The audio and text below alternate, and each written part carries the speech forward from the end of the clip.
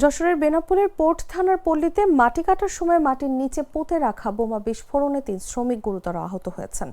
বুধবার সকাল 8:30টার দিকে পোর্টখালী ইউনিয়নের বালুন্টা গ্রামের প্রবাসী জাকির ঢালির বাড়িতে দুর্ঘটনা ঘটে।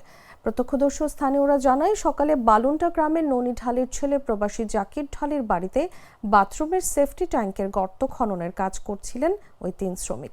এ সময় কোদালের আঘাতে গর্তের ভেতরে আগে থেকেই পুঁতে রাখা একটি বোমা বিকট শব্দে বিস্ফোরিত হয়।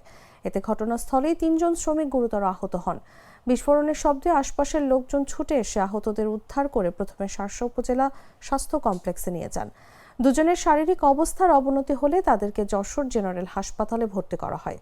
অপর একজনের শরীরের অবস্থা অত্যন্ত আশঙ্কাজনক।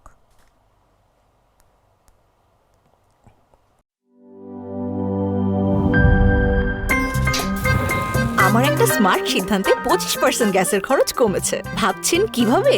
সাধারণ গ্যাস স্টোভ বদলে আমি এনেছি আরএফএল গ্যাস স্টোভ। এর সাইন্টিফিক নজল ও ব্রাস বার্নার ক্যাপ সমানভাবে তাপ ছড়িয়ে রান্না করে দ্রুত। তাই গ্যাসও বাঁচায় 25%, টাকাও বাঁচে 25%। আরএফএল গ্যাস স্টোভ নিরাপদ ও গ্যাস সাশ্রয়ী।